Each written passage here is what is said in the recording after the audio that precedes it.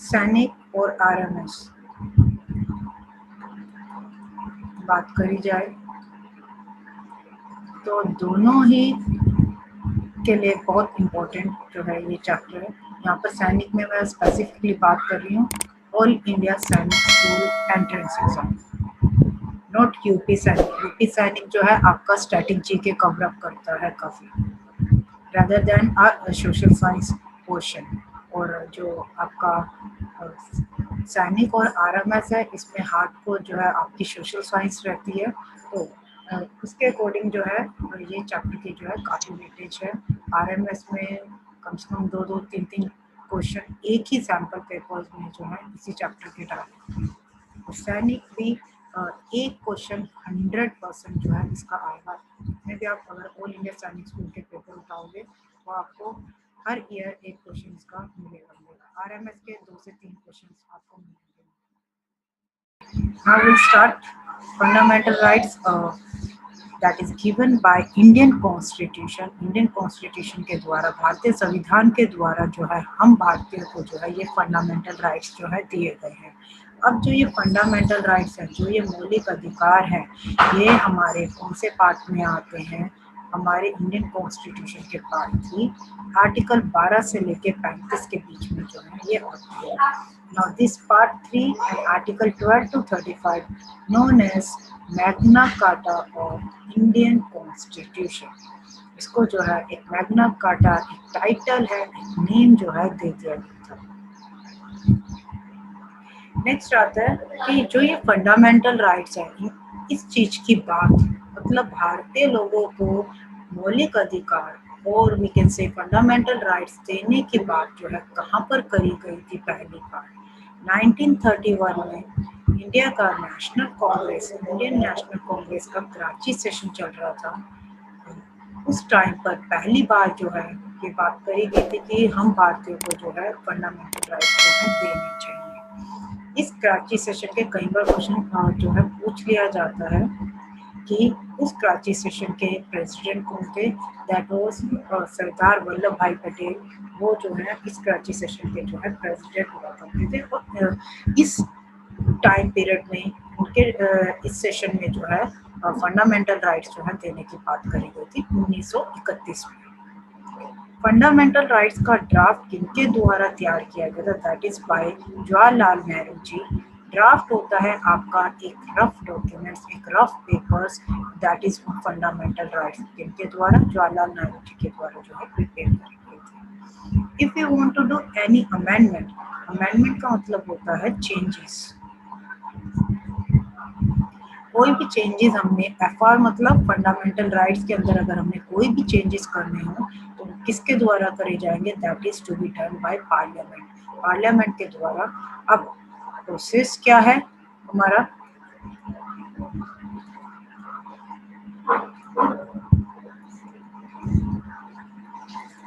लोकसभा, राज्यसभा और प्रेसिडेंट। यानी कि अगर हमने हमारे फंडामेंटल राइट्स में कुछ भी चेंजेस लाने हैं तो उसका बिल जो है हमारा सबसे पहले कहाँ पर आएगा? लोकसभा में। देन लोकसभा से हमारा जो है 2/3 मेजोरिटी से वोट जाएगी, which is known as special majority. यहाँ से 2/3 मेंबर्स जो है लोकसभा के वोट करेंगे और उसके बाद जो है वो राज्यसभा के पास जाएगा। देन राज्यसभा के 2/3 मेंबर्स वोट करेंगे, क्लियर। देन उसके बाद आगे हमारे प्रेसिडेंट के पास जाएगा और जो हमारे प्रेसिडेंट होते हैं वो हमारी साइनिंग अथॉरिटी होती है। यानी कि अगर ये साइन कर देंगे तो उसके बाद जो है हमारा जो है वो बिल जो है इम्प्लीमेंट हो जाएगा, एग्जीक्यूट हो जाएगा, लागू हो जाएगा। नेक्स्ट आता है these fundamental rights can be removed by president in case of emergency. अब जो ये फंडामेंटल राइट्स हैं ये हटाए जा सकते हैं, लेकिन ये किनके द्वारा हटाए जा सकते हैं? प्रेसिडेंट के द्वारा। किस केस में प्रेसिडेंट हटा सकते हैं? That is in the case of emergency. अगर हमारे देश में इमरजेंसी की सिचुएशन है, इन दैट केस जो है प्रेसिडेंट को ये राइट दिया गया है कि वो ये फंडामेंटल राइट्स जो है हम भारतीयों से छीन ले जा सकते हैं। इसमें एक एक्सेप्शन है बेटा, और वो एक्सेप्शन ये है कि आर्टिकल 20 और आर्टिकल 21, ये दोनों जो है आपसे छीने नहीं जा सकते। एक ऑफेंस से रिलेटेड आर्टिकल है, एक आर्टिकल है आपका राइट टू लिव लाइफ, यानी कि आपसे जीने का अधिकार कोई भी छीन नहीं सकता, चाहे हमारे देश में इमरजेंसी ही क्यों ना लगी हो। नेक्स्ट पॉइंट आता है, for the protection of fundamental rights we can go to judiciary. अब अगर हमने अपने फंडामेंटल राइट्स को प्रोटेक्ट करना है, बचाना है, तो उस केस में हम इसको कहाँ पर जाके प्रोटेक्शन ले सकते हैं? जुडिशरी में। As you all know, judiciary consist of 3 parts, तीन चीज़ों से मिलके हमारी जुडिशरी बनी हुई है। वन इज सुप्रीम कोर्ट, जो कि हमारा हाईएस्ट और एपेक्स कोर्ट होता है, then high court, then last में हमारा आता है लोअर कोर्ट कह लो, सबऑर्डिनेट कोर्ट कह लो, या फिर डिस्ट्रिक्ट कोर्ट कह लो। क्लियर? इस तरीके से हिरार्की मेंटेन होगी, तो इसमें जाके जो है वो प्रोटेक्शन जो है ले सकते हैं। There were 7 fundamental rights in Indian Constitution, but now it is 6 fundamental rights. यानी कि जब हमारा भारतीय संविधान मिला था उस टाइम पे 7 fundamental rights थे, but at present there is 6 fundamental rights. Now the concept which we have taken, fundamental rights का जो concept है वो हमने यूएस के संविधान से लिया है, यूएस कॉन्स्टिट्यूशन से लिया है। As we talked about in the previous slide, that we were having 7 fundamental rights, but at present 6 fundamental rights, which means एक fundamental right हमारा रिमूव करा गया, that is known as right to property, जिसे हम बोलते हैं संपत्ति का अधिकार, ये हमारे से छीन लिया गया है। और इसके तहत that is under 44th Amendment 1978, 44th Amendment 1978 के तहत जो है संपत्ति का अधिकार जो है हटा दिया गया था, और इसको जो है राइट टू प्रॉपर्टी जो हमारा फंडामेंटल राइट था ये खत्म हो गया था। तो विच मीन्स ये किस में कन्वर्ट हुआ है? लीगल राइट में, कानूनी अधिकार में। Section 300, article 300 sub section A, इसके तहत जो है हमारा ये लीगल राइट में जो है कन्वर्ट जो है करा गया है। नेक्स्ट आता है हमारा कि now we will study 6 fundamental rights, as already ये जो है हमारा हटा दिया गया है। राइट टू इक्वालिटी 14 to 18, समानता का अधिकार, freedom 19 to 22, right against exploitation 23 से 24, then right to freedom of religion 25 से 28, कल्चरल एंड एजुकेशनल राइट 29 से 30, and constitutional remedies 30। Now short trick to learn these 6 fundamental rights. First position पे ई, third पर, fourth पर are और six पर are, then in दोनों ई के बीच में एफ एंड इन दोनों आर के बीच में सी। ई से हमारा आ जाएगा इक्वलिटी, एफ से हमारा freedom, another E exploitation, then R हमारा रिलीजन, सी हमारा cultural and educational right, and this are is constitutional remedies.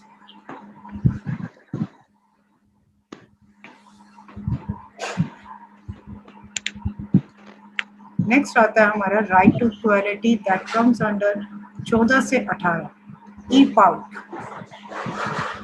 Short again ये हमारा 14, 15, 16, 17 और 18।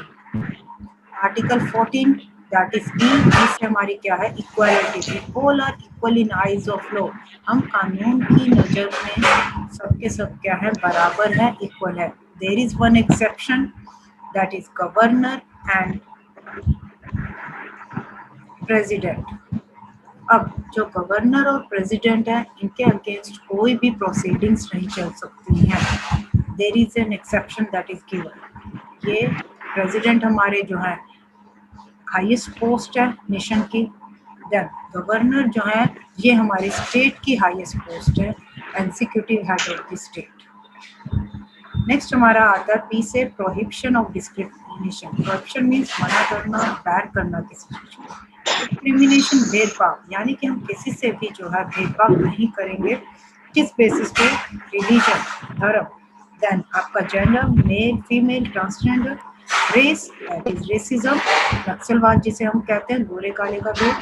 देन कास्ट, जाति के आधार पे किसी से भी जो है लॉ जो है सबके लिए इक्वल है, बराबर है, किसी भी धर्म से बिलोंग करता हुआ हो वो पर्सन आ सकता है और जो है लॉ का जो है फायदा उठा सकता है, यानी कि कोर्ट में जा सकता है।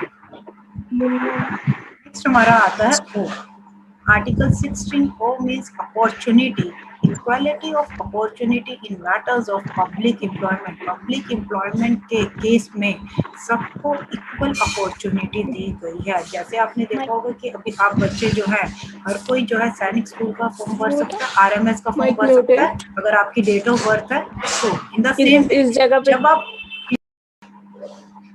अब आपने अगर किसी भी पब्लिक डिपार्टमेंट में जाना है, जॉब लेनी है, बड़े हो जाओगे, स्टडीज कंप्लीट करोगे, कोई भी गवर्नमेंट एग्ज़ाम जो है फिल करोगे, तो उस केस में जो है सब हर कोई जो है फिल कर सकता है, हर कोई जो है एक सरकारी नौकरी ले सकता है, इरिस्पेक्टिव आप चाहे एससी हो, बीसी हो, जनरल हो, किसी भी कैटेगरी से बिलोंग करते हो।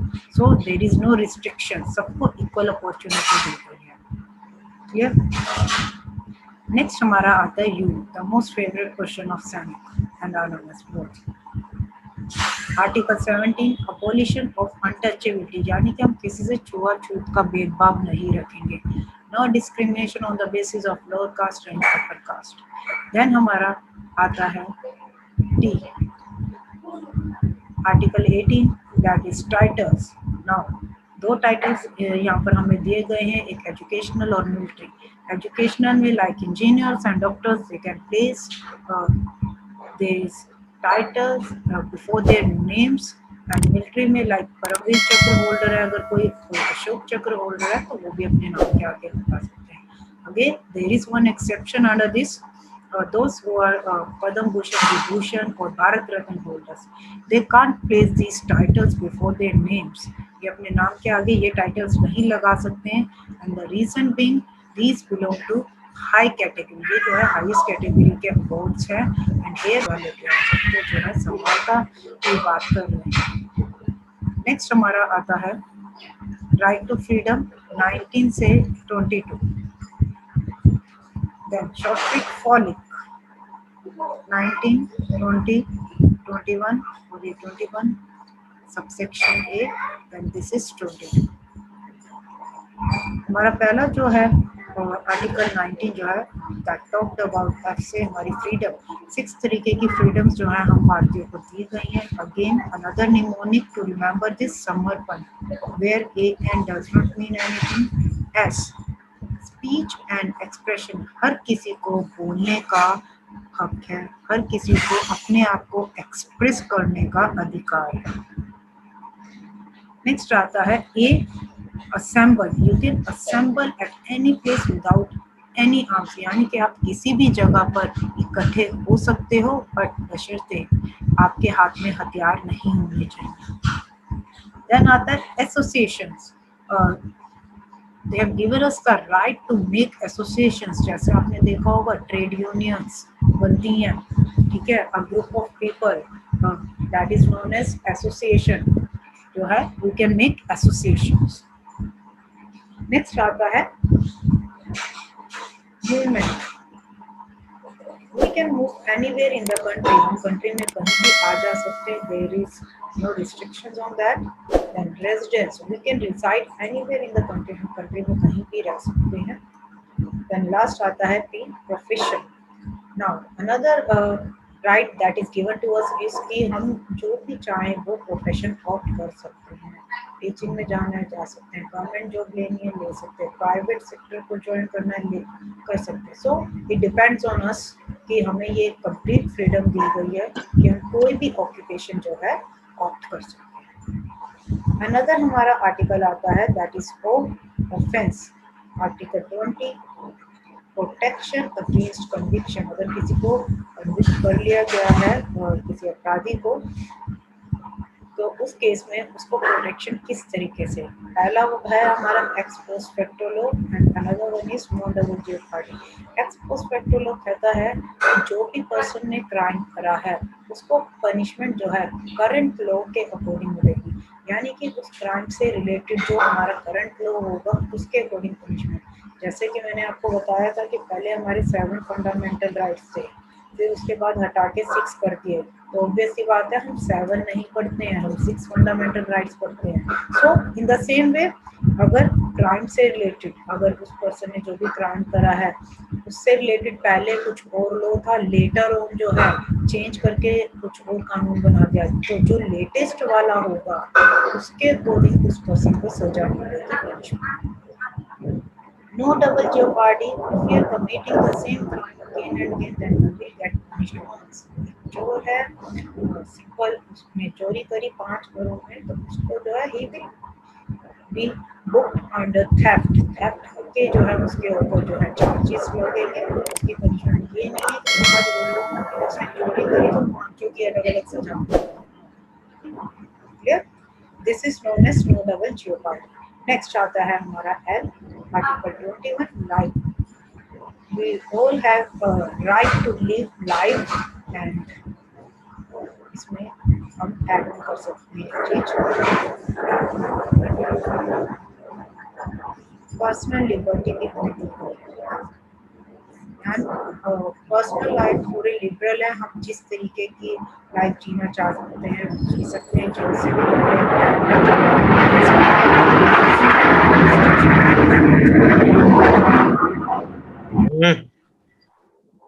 नेक्स्ट हमारा आता है 21 सबसेक्शन ए, इसे हमारा था एजुकेशन। नाउ इसके लिए क्या हुआ था कि एक स्टैट्स निकाला गया था 2002 में, जो पता चला कि हमारे जो देश में जो है 6 से 14 साल तक के बच्चे जो है एजुकेशन नहीं ले पा रहे हैं। अब उनके लिए क्या कर दिया गया, एजुकेशन जो है कंपल्सरी कर दी गई।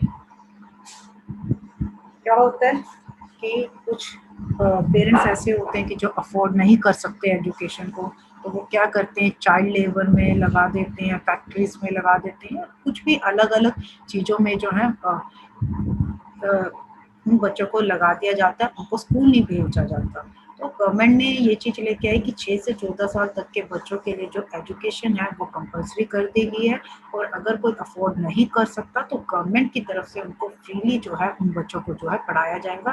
बट उनके गार्जियंस को ये बोला गया कि प्लीज़ आप अपने बच्चों को घर में ना बिठाएं या बाहर मजदूरी ना करवाएं, बेटर है इनको स्कूल भेजें, इनकी फीस जो है हम पे करें।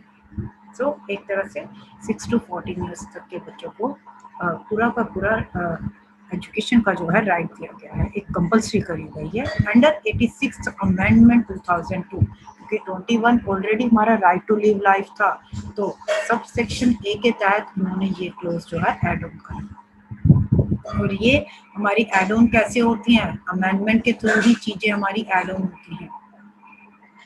नेक्स्ट हमारा आता है 22 सी, अरेस्ट इन सर्टेन डिटेंशन। अब इस चीज में 2 पॉइंट्स हैं, वन इज कि जिसको भी डिटेंशन होता है हिरासत, जिसको भी हिरासत में लिया गया उस पर्सन को इन्फॉर्म करा जाएगा कि भाई आपको इस क्राइम या इस जुर्म के तहत जो है आपको जो है हिरासत में लिया गया। दूसरा, उस पर्सन को एक अपॉर्चुनिटी दी जाएगी कि उसको विद इन 24 आवर्स जो है मैजिस्ट्रेट के सामने जो है पेश करा जाएगा, यानी कि विद इन 24 आवर्स जो है उसको मैजिस्ट्रेट के सामने अपना पॉइंट रखने का मौका दिया जाएगा। अब ये चीज सिर्फ और सिर्फ हमारे जो सिविलियंस हैं इंडिया में, हम लोग जो है एक आम लोग जो है उनके ऊपर जो है ये आर्टिकल अप्लाई होता है। ये चीज टेररिस्ट के ऊपर इम्प्लीमेंट नहीं होती। ऑब्वियस सी बात है कि एक टेररिस्ट, एक आतंकवादी को हम ना तो इन्फॉर्म करेंगे। नेक्स्ट हमारा आता है राइट अगेंस्ट एक्सप्लॉयटेशन, आर्टिकल 23 से 24 सी, शॉर्ट ट्रिक, टेक केयर और दिस इज 23 और this is 24। T means trafficking, trafficking तस्करी, स्मगलिंग, चिल्ड्रन, मैन, वुमेन, किसी की भी हो सकती है, ठीक है। और फोर्स्ड लेबर यानी कि जोर जबरदस्ती से काम हम नहीं करवा सकते, can not make someone forcefully work we give protection against this।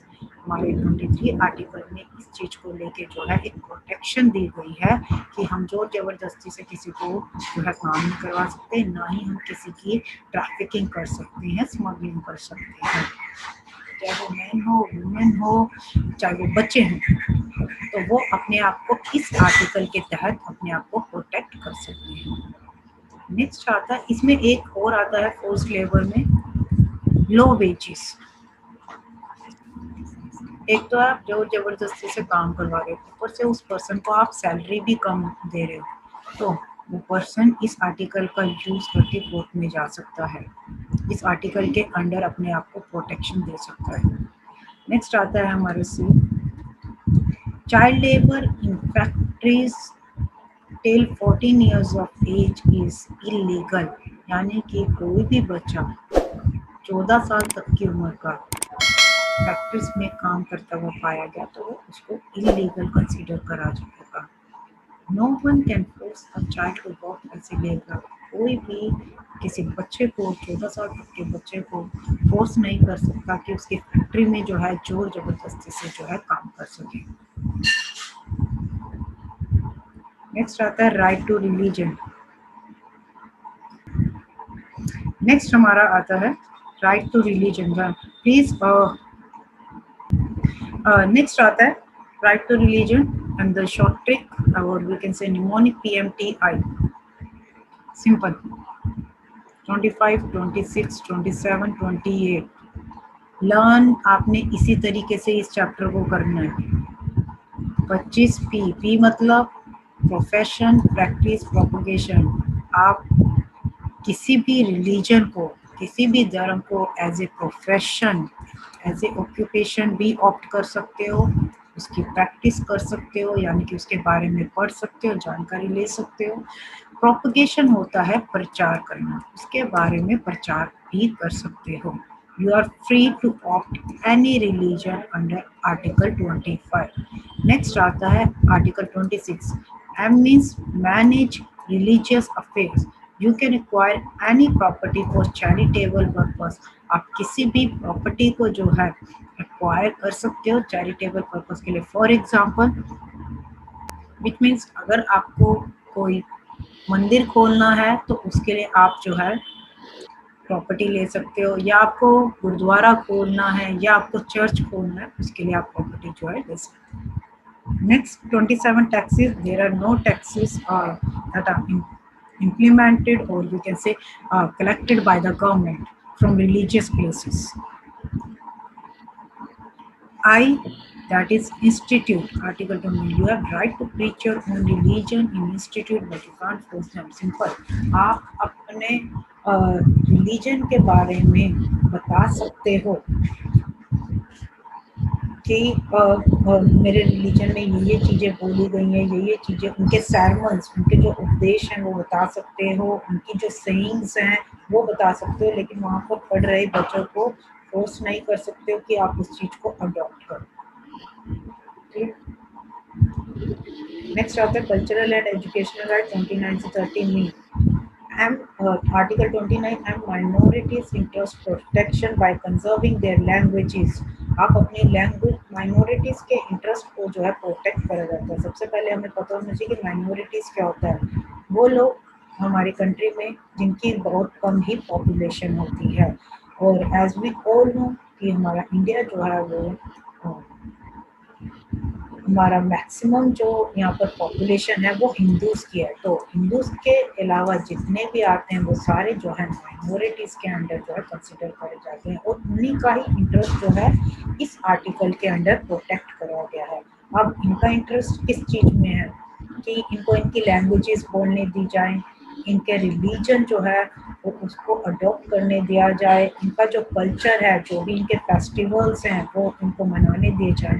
तो माइनॉरिटीज लोगों को पूरा का पूरा राइट है कि वो अपने कल्चर जो है अपना सकते हैं, अपने रिलीजन को अडॉप्ट कर सकते हैं, अपनी लैंग्वेज बोल सकते हैं। अब जो हमारा आर्टिकल 30 है ई एजुकेशनल इंस्टीट्यूशन एस्टेब्लिशमेंट, इन लोगों को माइनॉरिटीज लोगों को पूरा का पूरा राइट है कि ये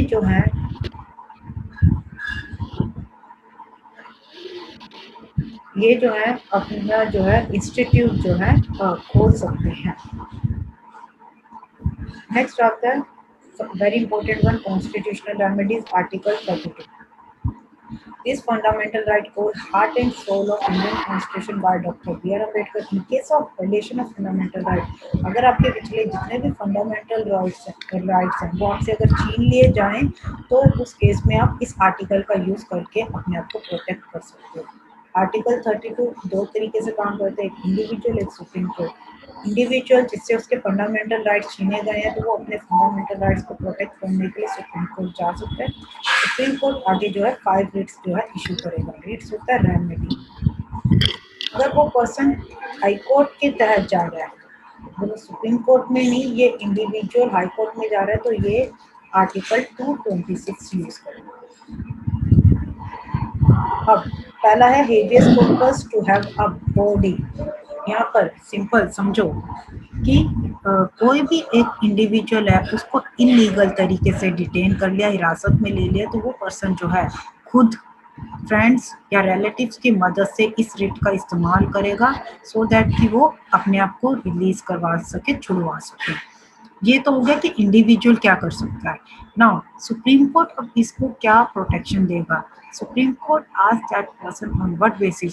सुप्रीम कोर्ट सबसे पहले तो उस पर्सन को पकड़ेगा कि जिसने इस पर्सन को पकड़ा है, तो उसको कहेगा, जैसे फॉर एग्जांपल एक पुलिस वाले ने पकड़ा है तो उस पुलिस वाले से क्वेश्चन करेगा कि आपने किस बेसिस पे इसको हिरासत में लिया है। If the basis is found unreasonable then detention ends. अगर वो सही रीजंस नहीं दे पाए तो उसी टाइम ही डिटेंशन जो है खत्म कर दी जाएगी, यानी कि उस पर्सन को he is to be released with immediate effect. Immediately उस पर्सन को जो है छोड़ दिया जाएगा। This is habeas corpus. Mandamus आपका होता है we command to perform public duty. अब स्टैचुरी एंड नॉन स्टैचुरी मतलब लीगली और इलीगल, मतलब संवैधानिक और गैर संवैधानिक। अगर आप एक गवर्नमेंट ऑफिस में जा रहे हो अपना काम करवाने के लिए, सामने से गवर्नमेंट ऑफिशियल हो, मना कर देता है आपको आपका काम करने से, आप इस रिट का इस्तेमाल करके कोर्ट में जा सकते हो। और अगेन सुप्रीम कोर्ट जो है उस पर्सन को ये याद दिलाएगा कि भाई तेरे को जो सैलरी मिल रही है ना सरकार की तरफ से, वो काम करने की ही मिल रही है। आप मना नहीं कर सकते हो, आप डिनाई नहीं कर सकते हो, आपको जो है वो काम करना ही होगा। शुभम। नेक्स्ट आता है हमारा सरिश्री टू बी सर्टिफाइड। इस केस में क्या होता है कि लोअर कोर्ट में एक पर्सन का केस चल रहा था और उसमें जो है लोअर कोर्ट का जो जजमेंट आया वो उस पर्सन के अगेंस्ट आया। अब उस पर्सन के पास पूरी अपॉर्चुनिटी है, या तो वो हाई कोर्ट जाए या फिर वो सुप्रीम कोर्ट जाए। क्लियर। तो supreme court and high court क्या करेगा, लोअर कोर्ट को कमांड करेगा कि आप जो है इस केस से रिलेटेड जो है अपने जो है रिपोर्ट्स भेजो, डॉक्यूमेंट्स भेजो। रिव्यू में अब ये लोग चेक करेंगे कि वेदर लोअर कोर्ट की जो जजमेंट है इलीगल थी या नहीं थी। अगर उसकी जजमेंट इलीगल पाई गई तो उसी टाइम ही उसका जो आंसर है, उसका जो डिसीजन है लोअर कोर्ट का कैंसिल कर दिया जाएगा और सुप्रीम कोर्ट का जो है माना जाएगा। Prohibition is used. अब इस केस में सरिश्री के केस में क्या था कि लोअर कोर्ट जजमेंट सुना चुका था। प्रोहिबिशन के केस में अभी उसने लोअर कोर्ट ने जजमेंट नहीं सुनाया, तो वो पर्सन क्या करेगा, मुझे पता है कि मेरा केस चल रहा है लोअर कोर्ट में और कल फैसला आने वाला है। इतना हर इंसान को पता होता है कि फेवर में आएगा या अगेंस्ट में आएगा, तो उस अकॉर्डिंग जो है मैं अपने एविडेंस जो है इकट्ठे करूंगी, अपने केस को स्ट्रॉन्ग बनाने की कोशिश करूंगी। That is known as prohibition, कि आप अपने आप को पहले से ही बचा के रखेंगे। Prevention is better than cure. Cure मतलब यहाँ पर तो हम इलाज कर रहे हैं, यहाँ पर तो लोअर कोर्ट जजमेंट सुना चुका था और हाई कोर्ट और सुप्रीम कोर्ट उसको सही करने में लगे हुए हैं। यहाँ पर आप पहले से ही अपने आप को प्रोटेक्शन दें।